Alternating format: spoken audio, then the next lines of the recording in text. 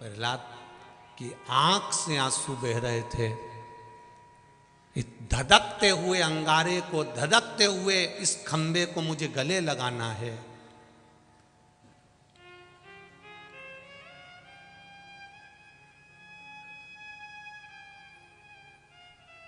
प्रहलाद के स्मरण में आया,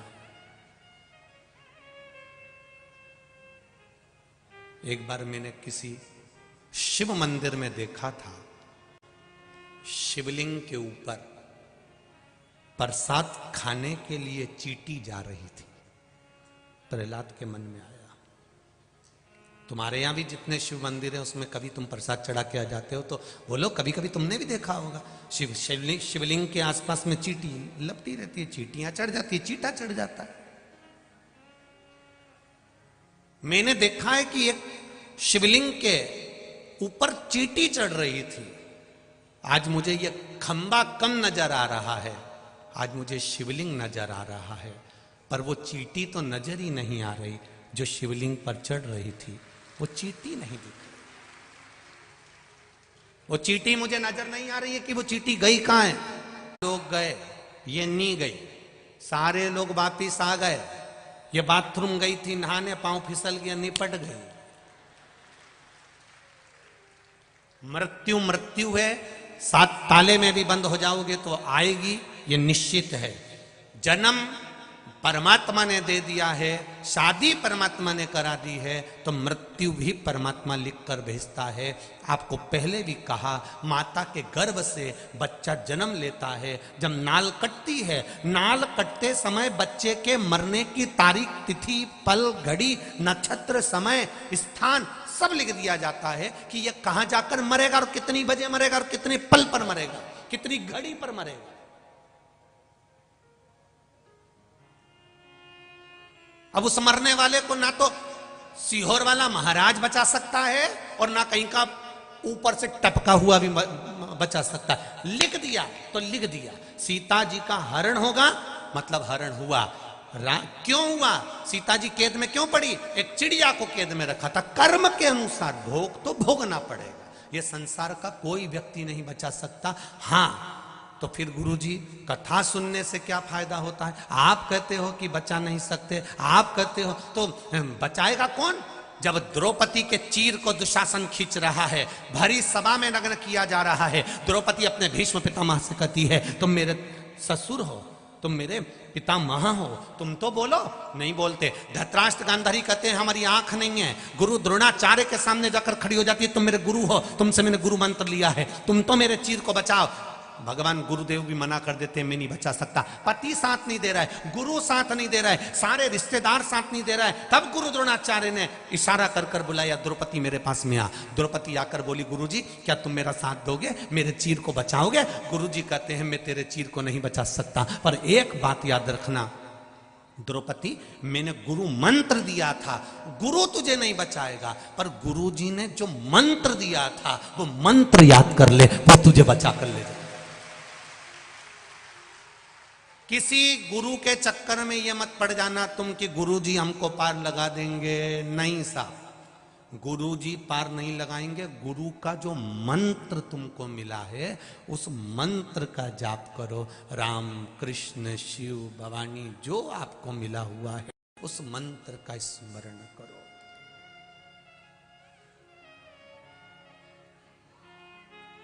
सिख समाज में, सिख धर्म के अंतर्गत कितना सुंदर भाव कहा गया है कि किसी गुरु को पूजो ना पूजो। सिख समाज ने एक नियम बना लिया कि ना जाने कितने गुरु आते जाएंगे, कितने गुरु हम बनाते जाएंगे। तो गुरु जी ने पहले ही एक नियम लागू कर दिया कि किसी को गुरु ना बनाकर, गुरु का जो ग्रंथ है, गुरु जी ने जो ग्रंथ रचा है उसी ग्रंथ को गुरु मान लिया और उसी से वाणी ले लिए, उसी से शब्द ले लिया। कहां चक्कर में पड़ रहे हो? क्यों जा रहे हो उधर उधर? भगवत भजन की ओर अग्रण्य हो। राम नाम, कृष्ण नाम, शिव नाम, गुरु नाम जो तुमने लिया है उस मंत्र की ओर अग्रण्य हो। आज के जमाने में हम गुरु जी को पकड़ते हैं, गुरु जी हमको तार देंगे, गुरु जी हमको पार लगा देंगे, गुरु जी हमको ऐसा कर देंगे, गुरु जी हमको कुछ निकाल के दे देंगे। ऐसा गुरु जी कहीं से तुमको मिल जाए जो निकाल के हंडा दे दे तो हमको भी दे देना, कुबेरेश्वर धाम बना देंगे। बड़ा मुश्किल है। कर्म प्रधान है, कर्म करिए और कर्म के साथ में भगवान पर विश्वास करिए, भगवान पर भरोसा रखो, अपनी भक्ति को बढ़ाओ, अपने भजन को बढ़ाओ।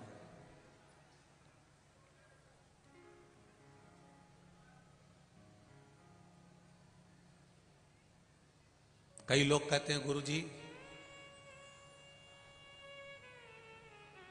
उनके इतने फॉलोवर्स हो गए, उनके इतने फॉलोवर्स हो गए, उन्होंने इतने यूट्यूब पे इकट्ठे कर लिए, उन्होंने इतने फेसबुक पे इकट्ठे कर लिए, उनके इतने फॉलोवर्स हो गए।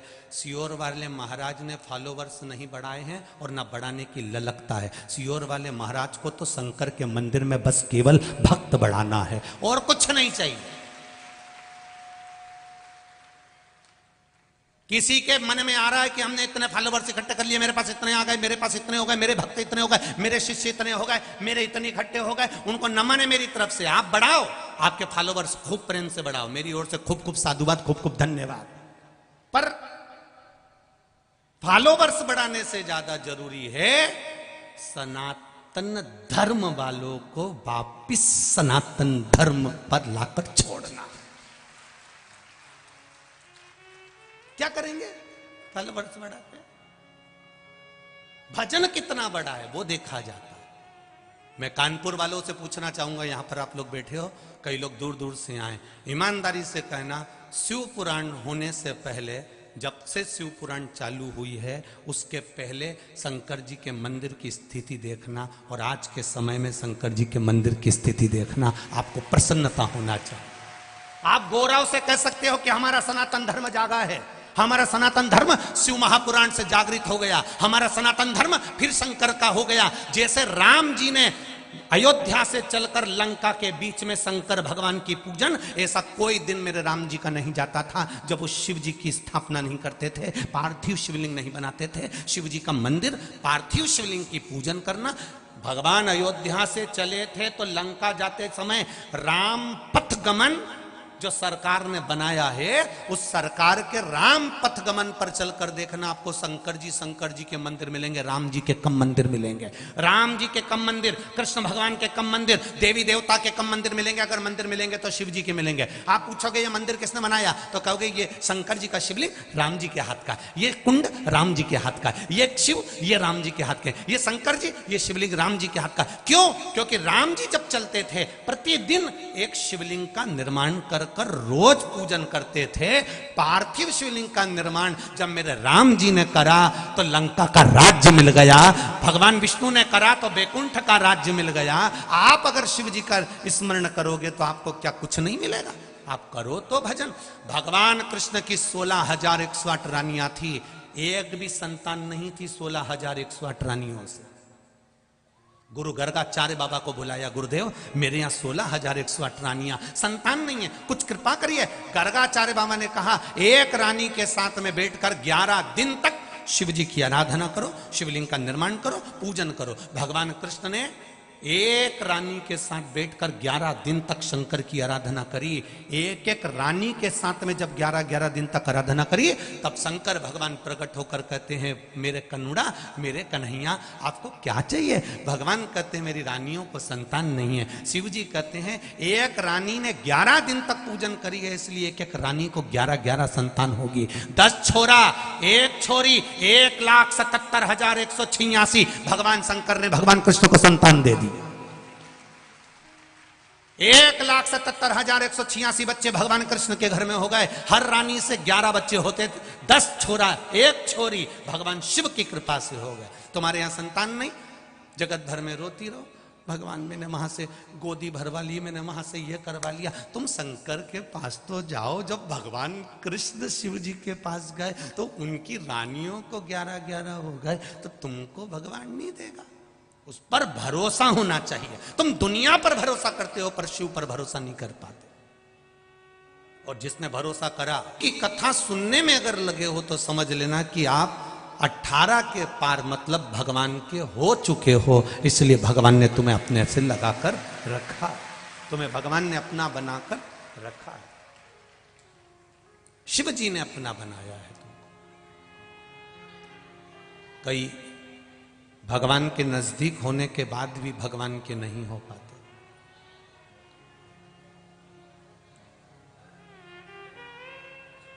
जालंधर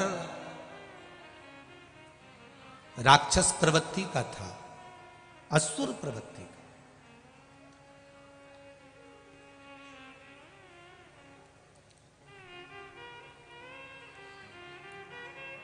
वृंदा के साथ में उसका विवाह हुआ।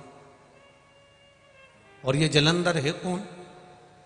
जब भगवान शिव जी को क्रोध आया, भगवान शंकर को बहुत तेज क्रोध आया, तो शिव जी ने अवधूतेश्वर रूप धारण कर लिया।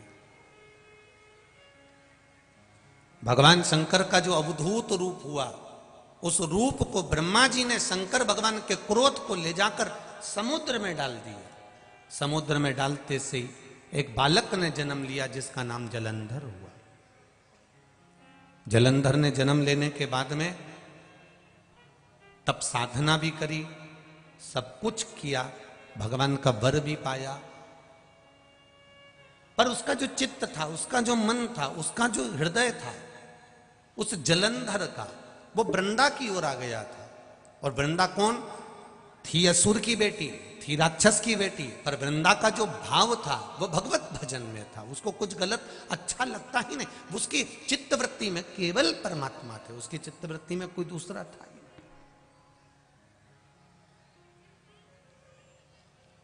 जैसे वृंदा के जीवन में एक बात आई और वृंदा ने कभी किसी के लिए गलत सोचा ही नहीं। वृंदा भगवान की भक्ति में डूबी रहती, भगवान के भजन में डूबी रहती, भगवत स्मरण में डूबी रहती। समय आ गया, जलंधर का मन वृंदा पर आ गया था और वृंदा से विवाह करने के लिए वृंदा के माता पिता के पास सूचना पहुंचा दी। वृंदा भी असुर की बेटी थी और जलंधर भी असुर था। पर वृंदा असुर की बेटी जरूर थी, पर वृंदा के भीतर असुर तत्व नहीं था। कोई जरूरी नहीं है भाई कि पिता अगर असुर होगा तो बेटा भी असुर होगा, अगर पिता असुर होगा तो बेटा असुर कहलाएगा, ये जरूरी नहीं है। हिरण्यकशिपु के घर में भी प्रहलाद का जन्म हुआ था।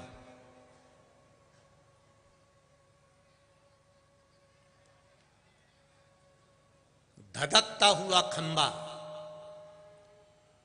इतना गरम खंबा जिसमें से आग निकल रही थी और खंबा एकदम लाल हो रहा था।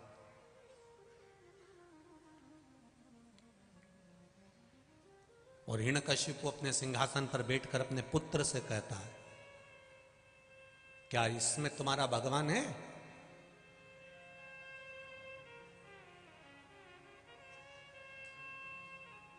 सुनी है ना भागवत जी में कथा आप लोगों ने?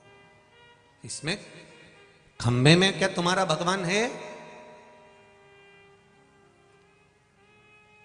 प्रहलाद धधकते हुए खंबे को देख रहा था जो आगी में तपा हुआ था। उसके खंबे के अंदर आग जल रही थी और खंबा एकदम लाल हो चुका था। जैसे कोई बर्तन खाली पात्र रखा हुआ, हम जब उसके बन जाएंगे तो जिंदगी की सार्थकता अपने आप प्राप्त हो जाएगी। हम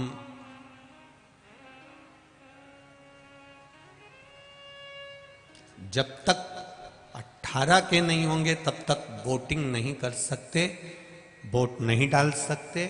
उसी तरह हमारे भीतर जब तक थोड़ी सी भक्ति, ज्यादा नहीं, थोड़ी सी,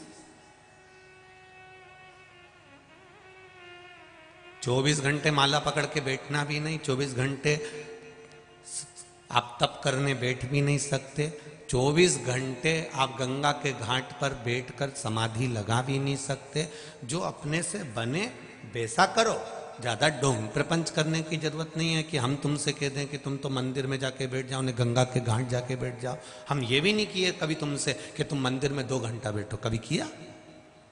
इस व्यासपीठ से कभी इतनी कथाएं करी हैं, उन कथाओं में कहीं आपसे कह दिया हो कि मंदिर में जाके बैठ जाना, 2 घंटा वहीं बैठी रहना, आना मत ही, मंदिर के अंदर जाकर बैठ जाना, गंगा के घाट पे जाके बैठ जाना, कभी नहीं किया। जितनी तुम्हारी शरीर की कैपेसिटी है, जितना तुम भजन कर सकते हो, ये भी भगवान नहीं कहता कि तुम 24 घंटा भजन करो। यहां तो शास्त्र करा है कि 24 घंटा भजन नहीं कर सकते तो कम से कम 12 घंटा करो। 12 घंटा नहीं कर सकते तो 6 घंटा करो। 6 घंटा भजन नहीं कर सकते तो 3 घंटा, बोलते जाओ जरा, करो। 3 घंटा नहीं कर सकते तो 1.5 घंटा करो। 1.5 घंटा नहीं कर सकते तो कम से कम 1 घंटा करो। 1 घंटा भजन नहीं कर सकते तो आधा घंटा करो। आधा घंटा नहीं कर सकते तो 15 मिनट करो। 15 मिनट नहीं कर सकते तो 5 मिनट करो। 5 मिनट भजन नहीं कर सकते तो 1 मिनट करो। 1 मिनट भी भजन नहीं कर सकते तो चुल्लू पानी में डूब मत। उसने 1 मिनट भी अगर परमात्मा के लिए नहीं निकाला तो फिर चुल्लू भर पानी में डूब के मरने के सिवाय कोई साधन है नहीं। फिर जी के करोगे क्या?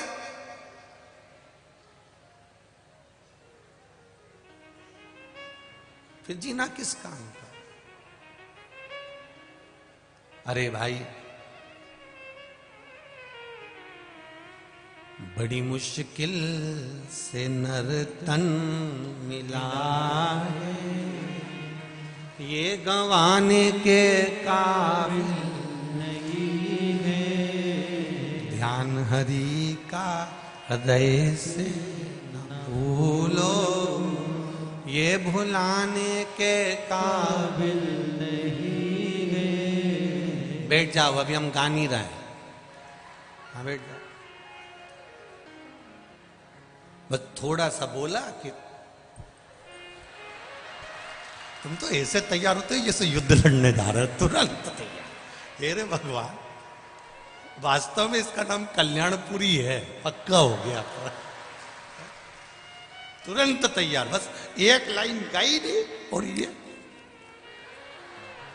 और तैयार हो, तुरंत तैयार। भोलेनाथ की बलिहारी और जब देखो जब कानपुर वालों की तैयारी है? जब देखो जब तैयार, तुरंत। पर कुछ भी कहो, कानपुर कानपुर है, इसका आनंद आनंद है, मस्त आनंद। इसकी मस्ती में रहते हैं कानपुर के लोग। बड़ी अलमस्तता है आप लोगों के भीतर। भजन के प्रति भाव, कथा के प्रति जागरूकता, भजन के प्रति जागरूकता और भगवान की अविरल भक्ति। ये आपका विश्वास है, ये आपका भरोसा, ये आपकी दृढ़ता। और ये भरोसा जब तो ये एक पत्र में किसी ने कहा है, ताना जिसके हृदय में शिव ही ना हो। वैसे तो मेरा विश्वास कहता है कि इतनी दूर चलकर 50 रुपए 100 रुपए खर्च कर कर वही आता है जिसको मेरा महादेव उसके हृदय में बैठा रहता है। कौन 100 रुपए खर्च कर कर यहाँ आएगा? यहाँ ऑटो मिलते नहीं, रिक्शे मिलते नहीं, जाने में कितनी, हमने कल जाते जाते देखा एक बस के अंदर इतने सारे भरे थे, भगवान इतने भरे थे, राम जी जाने। कई कई बुजुर्ग माताएं चली जा रही है अलमस्त होकर, पीछे से हारन भी बज रहा है तो उनको कोई सुध नहीं, उनका तो श्री शिवाय नमस्तुभ्यम चली जा रही। कई कई बहुएं टेंशन में पड़ी है। ये हमारी अम्मा तो 2 कदम नहीं चलती थी और कथा में इतना चल रही है। उनको टेंशन हो रहा है, ये इतनी कथा में कैसे चल रही है। और बहू तो पीछे धीरे धीरे और अम्मा चली जा सबसे आगे। बहू तो घबराए अंदर जाने में और अम्मा पूछती हुई धम्म से बैठ जाए, फिर धीरे से इशारा करे।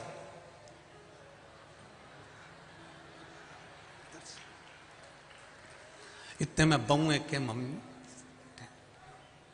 इतने में तो सासू ने इशारा करा, तू चिंता मत कर, तू आ तो सही। और बहू इतनी में आई हुई ने यहाँ कूचा और उसको फिर बैठा लिया धम्म से। धन्य धन्य है कानपुर के निवासियों, कल्याणपुर के निवासियों। आपको साधुवाद तक कहता हूँ, धन्यवाद देता हूँ। कल रात्रि को ठंड बढ़ गई, खूब ठंड पड़ी। रात को आपने भी देखा होगा ठंड का अनुभव। पूरी रात हर 3-3 घंटे में यहां पर कोई चाय ले लेकर आ रहा था और रात भर लोगों को चाय पिलाता रहा। उसको नमन करता हूं मैं, ऐसे दानवीरों को नमन करता हूं मैं। रात को चाय बनाकर लेकर आया। मुझे लग रहा था कि उसके पास में स्टील की केटली भी नहीं होगी, तो प्लास्टिक की जो केन होती है पानी वाली, उसको भर भर कर ले आया। 4 लोग इधर खड़े हो गए, उधर खड़े हो गए। हमको जब यहाँ जो भक्त लोग रहते हैं उनके फोटो जब सीहोर जाते हैं, सीहोर से आशीष के पास आते हैं, तब हमको मालूम पड़ता है कि ऐसे ऐसे भक्त पड़े हुए हैं। आपके चरणों को नमन करता हूँ कानपुर वासियों, जो आप भक्तों की सेवा में लगे। परसों की बात है, कोई बिस्कुट के पैकेट ले आया था और पूरे पंडाल में लोगों को बांट रहा था। धन्यवाद दूंगा ऐसे लोगों को जो अपने धन का सदुपयोग कर रहे हैं। अंत तो वही है, जोड़ा जोड़ा जोड़ा आखिरी में यहीं छोड़ा। पर ये 2 हाथों से आपने जो आज इन शिव भक्तों के लिए करा है, मेरा महादेव 3 महीने में कितना देगा ये तो आप देख लेना, वो जान सकते। ये शिव भक्त और शंकर जाने। आप उस बोतल में चाय भर कर लाए, बाद में बाबा क्या देता है भरकर, वो मेरा कुबेर भंडारी जाने, मेरा शिव जाने। मेरा शिव, मेरा ओघड़ी बाबा जान। ये आपका विश्वास, ये आपकी दृढ़ता, ये आपका भरोसा। करो, खूब पुण्य कर लो। आज कथा का कौन सा दिन हो गया? 4। बचे कितने दिन? 3 में से 2 दिन काम के, 1 दिन तो आखिरी का रहेगा। सुबह जल्दी कथा हुई, शाम तक सब अपने अपने घर चले जाए। बचा कितना? 2 दिन। करा, खूब सेवा करा।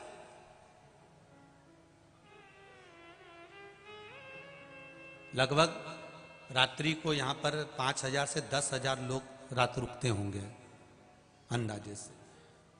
पर लोगों का विश्वास, भरोसा, और आओ इन भक्तों का कभी दर्शन करना। रात्रि के समय पर सब भजन में लीन रहते हैं, सब नाचते भजन गाते रहते हैं। इनकी भक्ति को देखो तो जरा, एक बार दर्शन करने का मौका मिले तो करो। इनके दर्शन का योग नहीं बन पाएगा कभी। खैर, कानपुर वासी तो वैसे ही किस्मत वाले हैं, इनको तो 2 कथा मिली हुई है। एक कथा तो ये अभी हो गई और एक शायद जनवरी में होना चाहिए मेरे ख्याल से। कानपुर वासियों को तो बड़ा भाग्य लेकर आए हो तुम लोग। कानपुर वासी कोई साधारण हो क्या?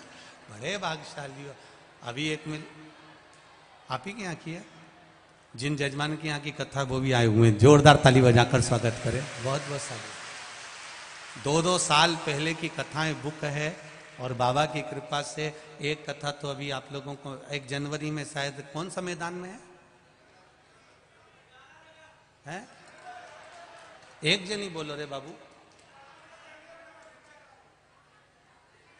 रेलवे ग्राउंड में कथा रहेगी बाबा की। बैठी है, साधु बात है। श्री शिवाय नमस्ते। कौन सी जनवरी है? 13 जनवरी 2023 रहेगी। शिव कृपा, शिव की उदारता। भीतर असुर प्रवृत्ति नहीं, असुर प्रवृत्ति से वंचित है। असुर प्रवृत्ति किसको कहते हैं? जिसके भीतर ईर्ष्या जाग जाए, जिसके भीतर अहंकार जाग जाए, जिसके भीतर थोड़ा सा काम, थोड़ा सा लोभ, वासना, तृष्णा, अहम जाग जाए। असुर प्रवृत्ति की सबसे बड़ी अगर कोई बात होती है तो उसमें ईर्ष्या। अगर एक व्यक्ति ऊपर बढ़ रहा है, एक व्यक्ति उन्नति की सीढ़ी पर चढ़ रहा है, एक व्यक्ति आगे बढ़ रहा है, तो ये क्यों बढ़ रहा है? इसको काट दो, अपन स्वयं इसमें प्रवेश कर दो। इसको ईर्ष्या कहते हैं।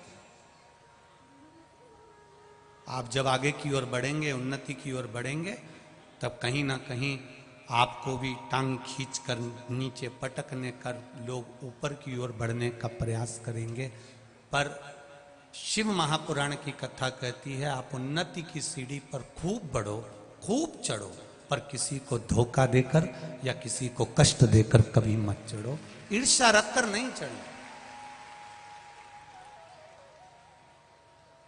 जब आप बहुत आगे बढ़ने का प्रयास करेंगे, कहीं ना कहीं ईर्ष्यालु आपको नीचे दबाने का प्रयास करेंगे। करें, आप अग्रण्यता में रहिए, शिव भक्ति में डूबे रहिए। भगवान की भक्ति अविरल भक्ति।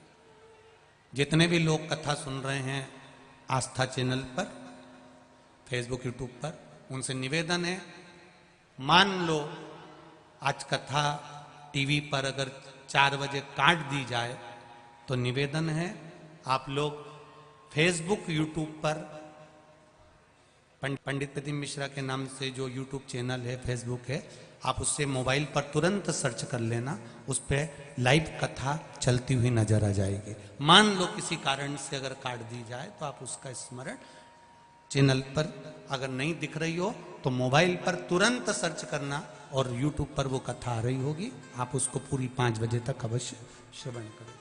होता है फेसबुक, यूट्यूब पर क्रम चले। मान लो किसी कारणवश कट जाए, शिव बाबा की जैसी कृपा हो। शिव कथा कर रही है, भगवान शंकर की कथा कर रही है, भगवान शिव का चरित्र वर्णन कर रही है। वृंदा में ईर्ष्या प्रवृत्ति नहीं थी। सबसे बड़ा अगर असुर तत्व कुछ है, सबसे बड़ा अगर असुर तत्व कुछ नजर आता है तो वो है ईर्ष्या। और जिसके भीतर अगर ईर्ष्या नजर आ जाए, अहंकार नजर आ जाए, थोड़ा सा काम, लोभ, तृष्णा नजर आ जाए, समझ लें कि यह असुर प्रवृत्ति में प्रवेश कर चुका है। इसमें असुर प्रवृत्ति समाहित हो गई। जलंधर वृंदा से विवाह करना चाहता था। वृंदा ने जलंधर के सामने एक प्रश्न खड़ा कर दिया था कि मैं आपसे विवाह करने को तैयार हूं, मना नहीं है, बस एक प्रश्न है तुम्हारे सामने कि मैं भगवान की भक्ति को नहीं छोड़ सकती, भगवान के भजन को नहीं छोड़ सकती, भगवान के स्मरण को नहीं छोड़ सकती। तो जलंधर ने कह दिया तू भगवान का भजन कर, भक्ति कर, मैं तुझे परेशान नहीं करूंगा। मैं कभी नहीं कहूंगा कि तू भगवान के भजन को छोड़ दे और असुर बन जा। मैं ये कभी तेरे सामने प्रश्न खड़ा नहीं करूंगा।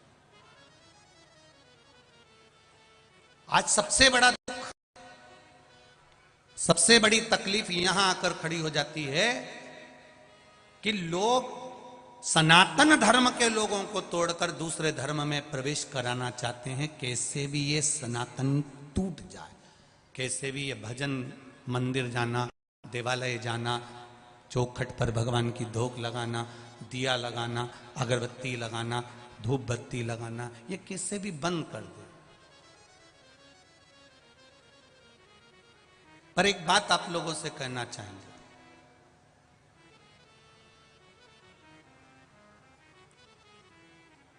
जब प्रहलाद ने धधकते हुए खंबे पर चींटी चलती हुई देखी तो उसका विश्वास जागृत हो जाता है। एक बार शंकर जी के मंदिर में जाकर दिल से उससे निवेदन कर कर देखो, वो तुम्हारा हाथ पकड़कर पार करने की सामर्थ्यता रखता है। दिल से कहो। शिव महापुराण की कथा क्यों सुने, किस लिए सुने, मंदिर क्यों जाएं, देवालय किस लिए? क्या मंदिर जाकर किसी का पेट नहीं भरता? हमारा निवेदन है, इतने सारे लोग बैठे हैं, भोजन करोगे पेट भरा जाएगा। बोलो भराएगा कि नहीं भराएगा? खूब पेट भर के खा लिया, उसके बाद कोई गुलाब जामुन भी दे देगा ना तो तुम नहीं खाओगे। ए भैया मैं नहीं खाऊं, हमारा पेट दुखेगा, उल्टी आ रही, वोमिटिंग आ रही, मैं नहीं खाऊंगा। कोई तुम्हारे मुंह में जबरदस्ती भी भरेगा तो तुम नहीं खा सकते।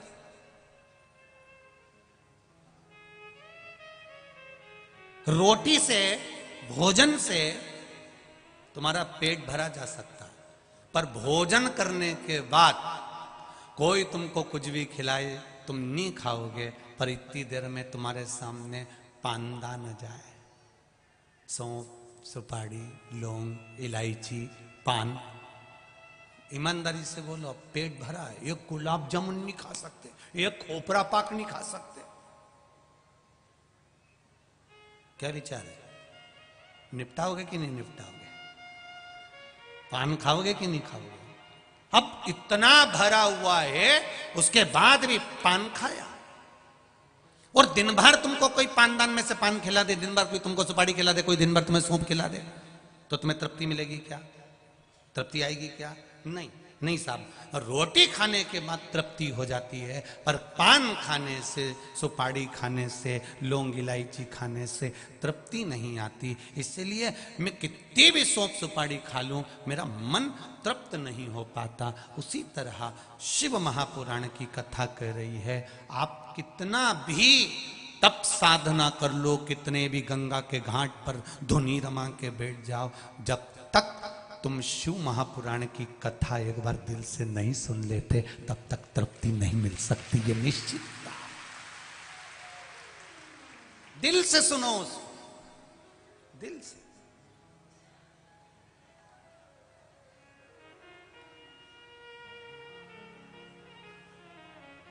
आज एक भैया कह रहे थे, हमको गाड़ी में लेके आए जब यहीं कॉलोनी वाले जो हमको लेके आए, वो बोल रहे थे, गुरुजी हमने नहीं सोचा था कि इतनी दूर इतनी भीड़ आ जाएगी, इतने लोग आ जाएंगे, लाखों में जनता यहाँ आ रही है, गजब, इतनी लाखों में जनता यहाँ पहुंच रही है। हमें तो आश्चर्य इस चीज का। हमने कहा ये भगवान शिव के सारे शंकर के कंकर हैं, ये तो कहीं पर भी एकत्रित हो जाते हैं, ये शिव के प्रसाद। इनकी अविरल भक्ति बड़ी प्रबल है, इनकी भक्ति का बल प्रबल है। महाराज शिव कथा कह रहे, भगवान शंकर का गुणगान कर रहा है। वृंदा ने अपना मन की बात जलंधर से कह दी कि मैं भगवान का भजन नहीं छोड़ूंगी, मैं स्मरण नहीं छोड़ूंगी, मैं भक्ति नहीं छोड़ूंगी, मैं भगवान भजन नहीं छोड़ूंगी, मैं मंदिर जाना नहीं छोड़ूंगी, मैं सत्संग जाना नहीं छोड़ूंगी। जलंधर तू मुझे पसंद करता है, मैं तुझसे विवाह करने को तैयार हूं, पर मैं अपना धर्म नहीं छोड़ सकता। धन चले जाएगा कोई बात नहीं, फिर आ जाएगा, पर अपना धर्म मत जाने देना, नहीं तो जिंदगी भर रोते रह जाओगे। धन चले जाएगा वापिस आ जाएगा, धन गया फिर आ जाएगा, पर धर्म मत घटने देना, उस धर्म को मत घटने दो।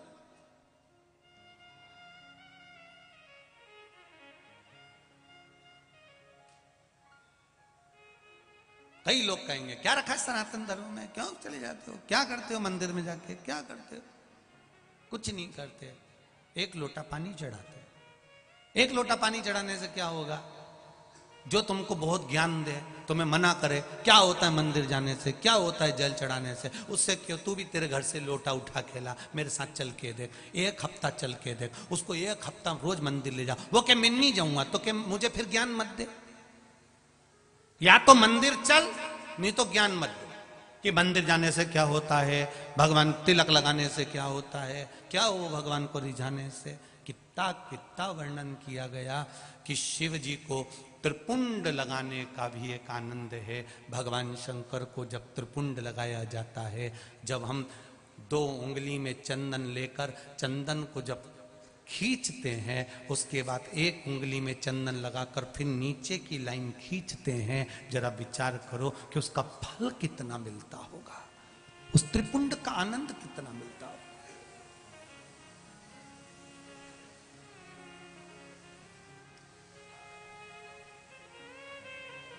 केवल 3 उंगली में चंदन लगा के यूं लपेट दिया, वो त्रिपुंड नहीं है। 2 उंगली में चंदन, बीच की 2 उंगली में चंदन लगाया, शिव जी को लगाया, फिर इस उंगली में चंदन लगा के नीचे की एक लाइन खींची, तब त्रिपुंड का एक आनंद शिव स्वीकार करते हैं, उसका फल आनंदित होता है। पाना शिव भक्ति का मूल। भगवान शंकर के भजन में क्या है, भगवान शिव की भक्ति में क्या है? ये वृंदा कर रही है मैं भजन नहीं छोड़ूंगी, वृंदा कर रही मैं मंदिर जाना नहीं छोड़ूंगी, वृंदा कर रही मैं सत्संग नहीं छोड़ूंगी। अगर जलंधर तुझे मुझसे शादी करना है तो कर, नहीं तो जा उधर, मैं भजन नहीं छोड़ सकती। दूसरों के कहने पर तुम भजन क्यों छोड़ देते हो? दूसरा कहेगा कि तुम खाना छोड़ दो तो खाना छोड़ दोगे क्या?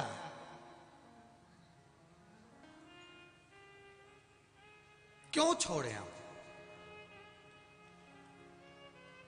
आग लगे बस्ती में, जर जम के बोलो अपन रे हो मस्ती में, क्या किसको रोइए चादर तान के